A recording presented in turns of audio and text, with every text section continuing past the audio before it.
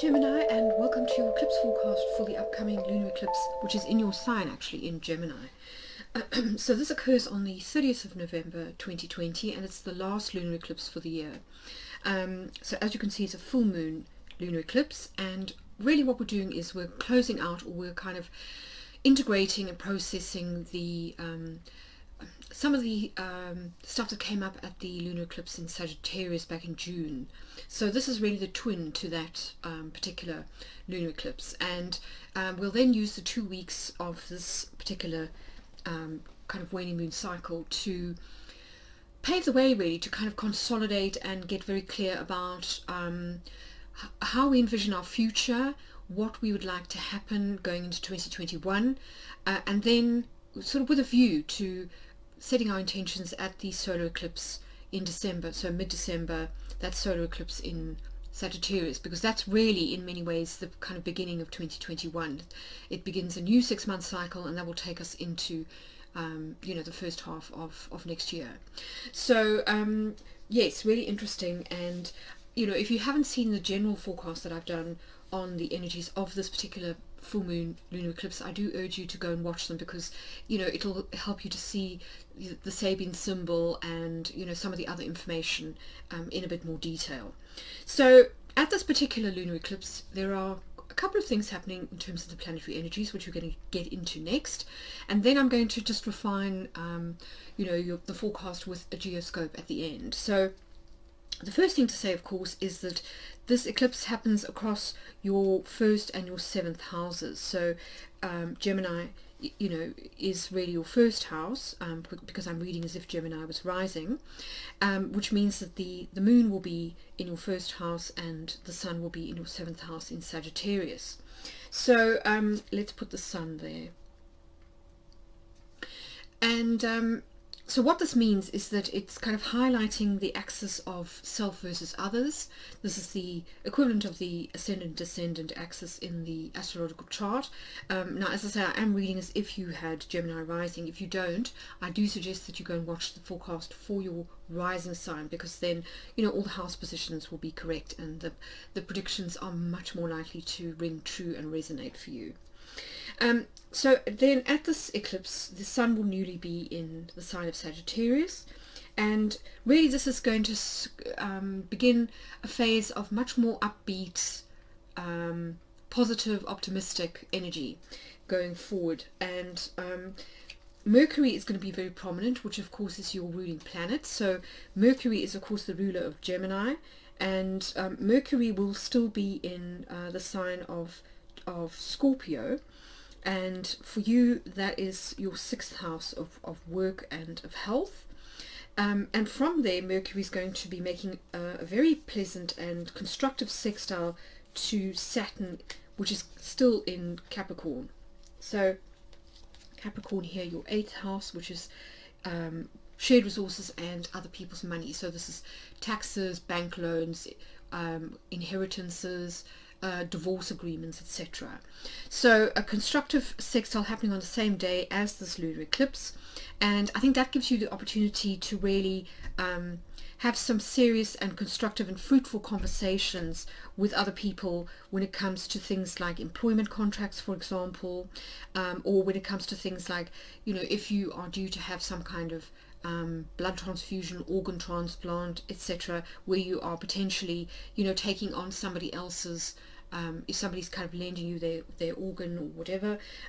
Again, positive and constructive discussions, agreements, so coming to solid agreements, making promises, shaking your hands on things, really, really positive.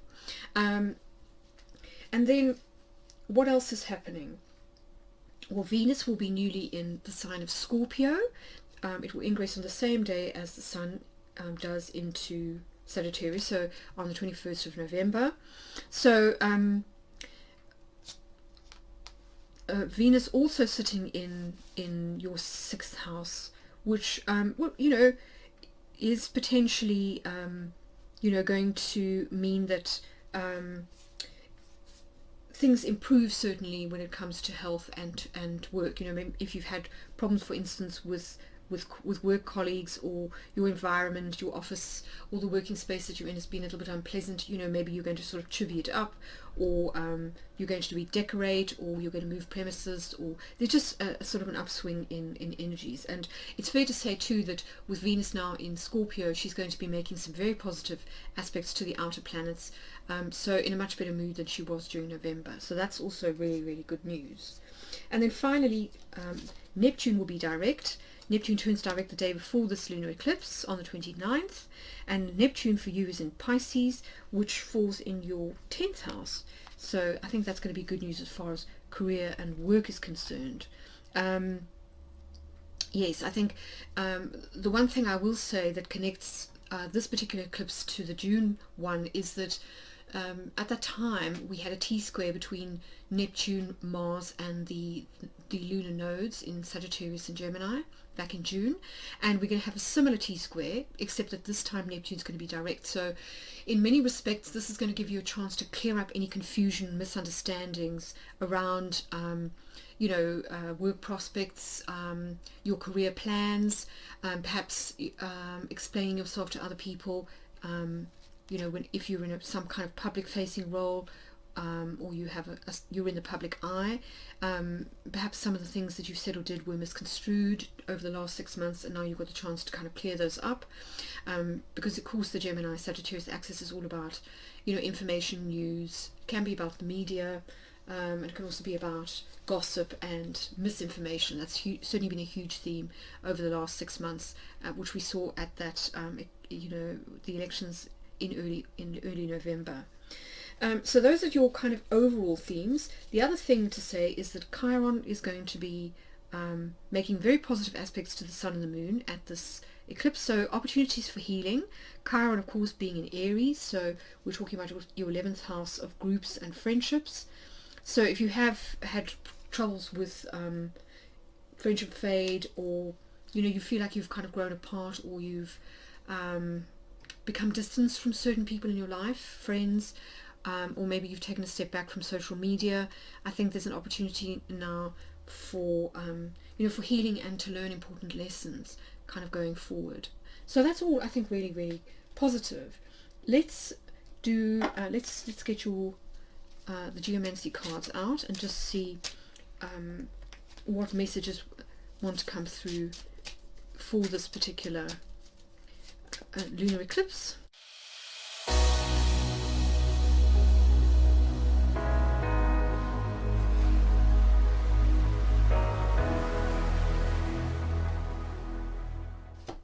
Right, so let's have a look first of all at the Sun and the Moon,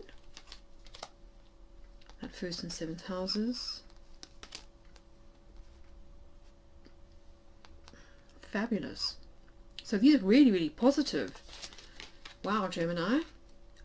So it looks to me as though one of the major themes for you at this particular eclipse is all about a fortunate change in circumstances, moving into a cycle of abundance, which I think is always welcome. 2020 hasn't been the easiest year when it comes to the finances. A lot of people have kind of lost their jobs, or been put on furlough, or they've had their contracts cancelled, that kind of thing. So I'm sure you'll be pleased to see, first of all, Jupiter and then the Sun as being the energies that are governing your lunar eclipse energies. So Acquisitio is fire, the fire element. Fortuna Minor is the air element, so again a very nice compatibility between these two. Acquisitio is all about gain and expansion, particularly when it comes to as I say, physical possessions and money. And if we pair that with the fact that we've got the moon in the first house, hopefully it won't be weight gain, but I think it's just a kind of a gain in terms of self-confidence, feeling more confident, feeling more optimistic about the future. And as I say, Jupiter energy definitely going to amplify as we move into Sagittarius season, so don't be surprised if you start to feel a lot more optimistic than you have in a while. And then of course the Sun in your 7th house of committed relationships and contractual arrangements. So Fortuna Minor here pointing to a kind of an uptick in circumstances. So if you feel that perhaps deals and contracts haven't really gone in your favor up to this point, or if you felt as though you haven't really had much luck when it comes to relationships, maybe you feel that others have been a bit distant, or their focus has been more on themselves than on the relationship itself. And this can be any one-to-one relationship that's significant, but usually it's about either a business partnership or a committed long-term kind of romantic relationship. Definitely things on the up there, an improvement when it comes to one-to-one relationships. And given that we've got a double dose of solar energy here, I think we're looking at a male energy. So this could well be a male or a masculine individual that you may have had a bit of a difficult time with things improving, with respect to this person. Right, let's have a look at Mercury, and that's 6th house. Wow, so yes, fabulous. It's the same geomantic figure that we've got in your 7th house. So, oh no, it's not, it's Fortuna Major, so even better. So a double dose of solar energy, and here Fortuna Major is kind of the, it's almost like the Sun card upright, and Fortuna Minor is the Sun card in reverse in the tarot. Both very, very positive, but Fortuna Major being the most positive. So this is fire energy. And so Fortuna Major here is pointing to, again, an uptick in, basically fortune smiling on you. So I would expect you to feel much more confident when it comes to health and work, major healing taking place, as well as, kind of getting more praise in the workplace, possibly a promotion of some kind. I'll be very interested to see, given that Mercury is making a sextile to Saturn, what's kind of going on in terms of that. So let's see. Yeah, interesting. So counter draconis for your 8th house, which is where Saturn is, and this is all about the end of a karmic cycle. So something coming to a close or a culmination. And of course, full moons and eclipses, like lunar eclipses, which always occur at a full moon, tend to bring culminations or climaxes to situations, followed by a natural sort of kind of fading out, if you like. So if things have been a bit tricky, if for example you've been negotiating a divorce, or if you've been trying to renegotiate employment contracts or some kind of joint venture, then I kind of feel that your difficulties are coming to an end, because of course Saturn can indicate limitations and difficulties. So I feel as though those are coming to an end with this beautiful Mercury Saturn sextile happening, and such fortunate energy here, for Mercury. Now, as I said, I do feel as though you've had some problems as far as either future direction of travel is concerned. Maybe you haven't been sure of which way to go in the future. You've kind of lost interest in your current career path, or you've just been a bit flummoxed as to how to move things forward in difficult circumstances. And I think this is indicated here by Carse, that Carse very often is about restrictive circumstances where we feel kind of hemmed in or imprisoned or limited in some way. And I do feel that, while Neptune has been retrograde, and we've had such difficult circumstances, things like lockdown, social distancing, people fearing traveling on public transport, a lot of businesses closing, that this has caused a lot of restriction in your in terms of your choices going forward. But the good thing is that Carse, in a positive way, if you think about Saturn in Capricorn, I think the last year has probably given you a good sense of how to master certain energies, and also get very clear about what you're good at.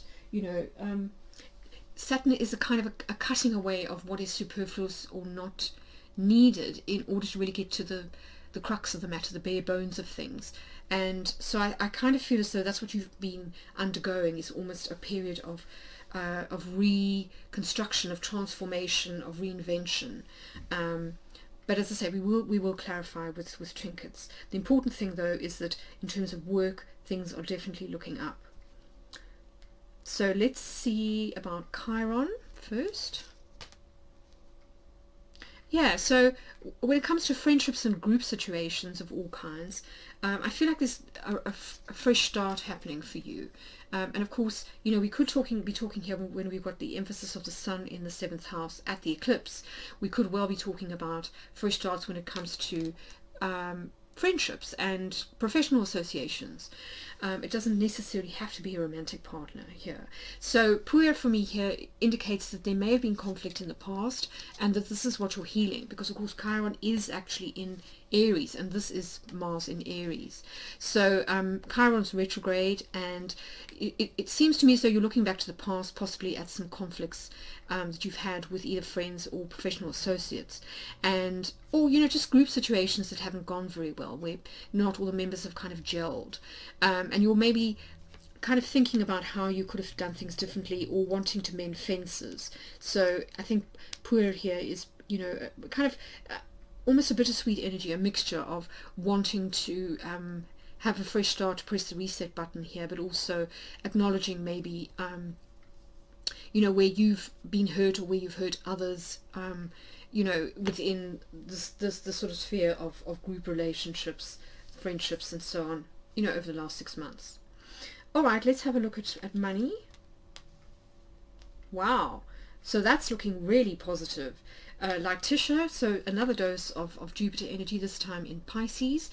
So this is about happiness and celebrations, and I feel that it's probably because of some sort of either getting a new job that you really, really like, or maybe signing a contract of some kind, or a promotion possibly too.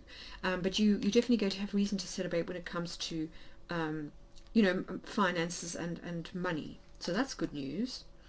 Let's have a look at, wow. Okay. Now, for those single Geminis out there, it looks to me as though you could be potentially moving closer to somebody that you are newly involved with. If you aren't involved with anybody, then I feel that somebody new is coming in for you. This is conjunctio, which is earth energy. It is Mercury, your ruling planet, but in Virgo, which is actually where Mercury is exalted. So Mercury works very well here. So this is all about alliances. It could be a creative alliance, of course, that you're forming either, you know, with a group of people or with one other individual. That could also be why you're sort of celebrating here, possibly some kind of creative project or something in the area of either gambling, the leisure industries, the creative industries, the arts, something of that ilk. And if it's not that, if it's not some kind of work alliance or creative alliance, then it is a romantic alliance. So very, very positive. And of course we will clarify shortly with some trinkets from the Magpie Oracle. Then when it comes to home, look at this. Another dose of Fortuna Minor. So you know, it's interesting. I kind of feel as though whoever this person is that you potentially have had sort of ups and downs with is possibly a male family member.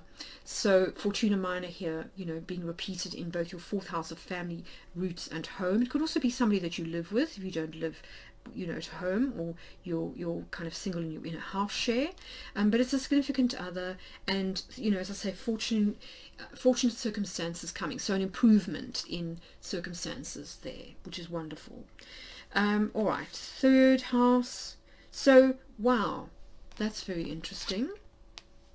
Okay, so to me this is telling us where you're likely to feel the most change in terms of, or what new cycles are kind of starting for you at this particular, lunar eclipse. And so Capricornus is all about new karmic cycles, and we've got it in your third house, which is all about your immediate environment, so your neighborhood, the people that live in it, like your neighbors, your local shopkeeper, the postman, all the people you see usually on your weekly commute, or you know, your daily commute into work. It can be your local school if you've got children, for example, or it can be close relatives like siblings or cousins, and equally it can be about self-expression and communication. So it could be a news announcement, a message coming in now that makes you see things from a fresh perspective. It could also be you making some kind of announcement, but it definitely signals the start of a new karmic cycle, which is interesting, and you know, nothing wrong with fresh starts, especially when, you know, as far as Gemini is concerned. And then our final card is for the 12th house, and it's repeating the energy actually of your second house of income. So I feel as though, you know, good news when it comes to money is certainly going to be a weight off your mind. You know, if you have been worried about the finances, this is the house of the psyche. And so I kind of feel as though there's definitely an uptick in your overall feeling about the future, a sense of optimism growing along with Sagittarius season, which is all fabulous news. So yeah, I mean, really, really positive. 9th house is the only one we haven't talked about. So here we've got populace, which is a water element, and populace for me is all about group situations. And if you pair it with the 9th house, this can be things like foreign, you know, tours where you kind of go on a group tour overseas. It can also be about a collaboration that is to do with a publishing project.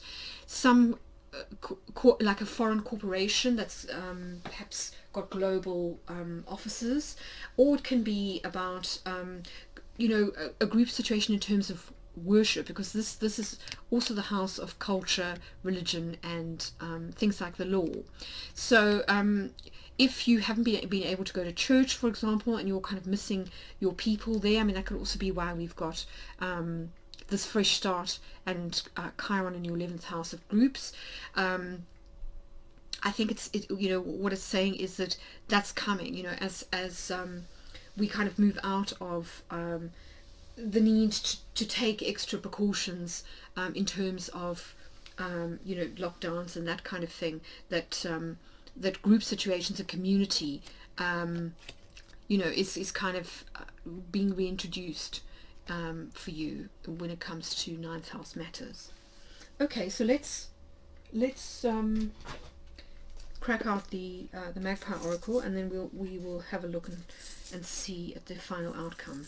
So I'm just going to do the major planets here. I'm going to do the Sun and the Moon.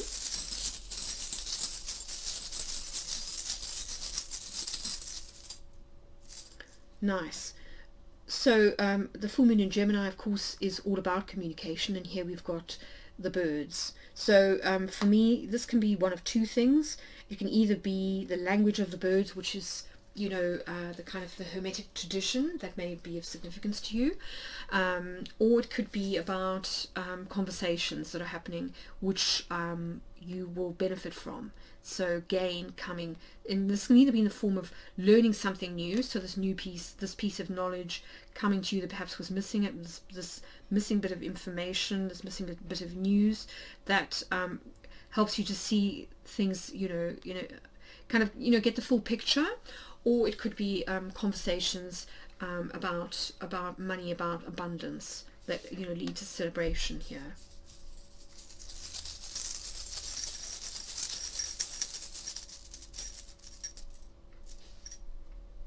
All right, so we've got the cross here with Fortuna Minor, and I do feel as though you have had some difficulties with one other person. Now, you know, it could be, as I say, it could be a business partner, it could be a boss, or it could be, you know, a family member. That's one of the two things. But you've definitely had difficulties in the past, over the last 6 months. But, you know, with Fortuna Minor here, as I say, things are definitely improving. Relations are improving, and they will continue to improve as we get to, you know, sort of into the energy of that Sagittarius season, because of course that rules your 7th house. All right, let's have one for Mercury.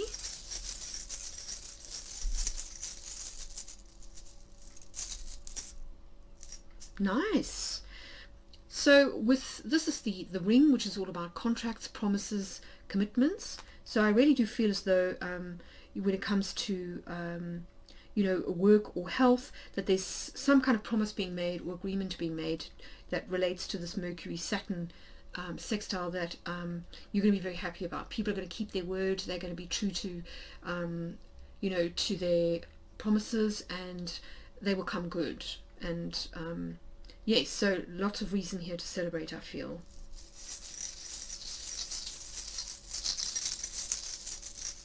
Right, one for... let's have one for Corsair. Interesting. So the fox, sort of here in your 10th house, which it kind of says to me that one of two things: either the restrictions that you felt over the the last 6 months in terms of your career has been due to somebody not being entirely honest with you, so maybe an employer, or somebody maybe spreading rumors about you if you're a public figure, or it could simply be that you've had to be quite strategic in how you kind of tiptoe around a difficult situation that may have had you kind of boxed in, or you're back against the wall.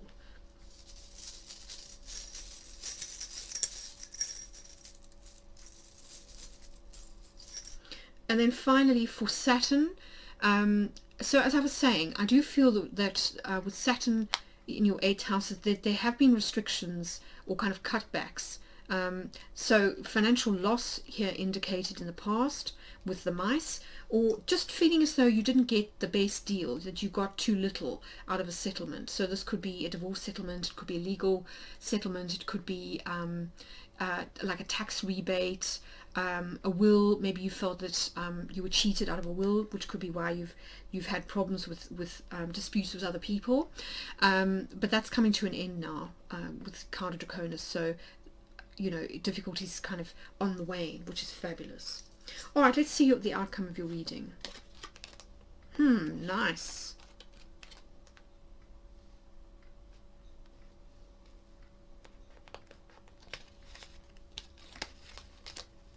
Yes. So what I kind of feel overall is fresh starts for you with Puer here as your outcome. Pressing the reset button, new beginnings, and also I think with Mars going direct on kind of mid November, it took a while to gain speed, and so it's only possibly now that as we get to this lunar eclipse that you start to feel momentum building and that you can actually move forward as far as actioning plans and making decisions is concerned. But the good news being here that if you have had difficulties here in the past, particularly with other people, things are on the up. Fortuna Major here telling you that if there has been sorrow, illness, or some kind of disappointment, don't worry, because the Wheel of Fortune is turning in your favor now. Fortune favoring the brave, I think, being a big message here. So let's just have a quick trinket for each. Nice, definitely. So reason to be hopeful, reason to be optimistic about the future.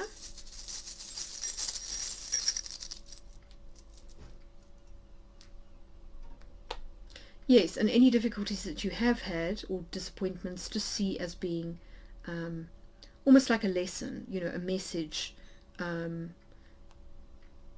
of maybe what you don't want to repeat, kind of thing.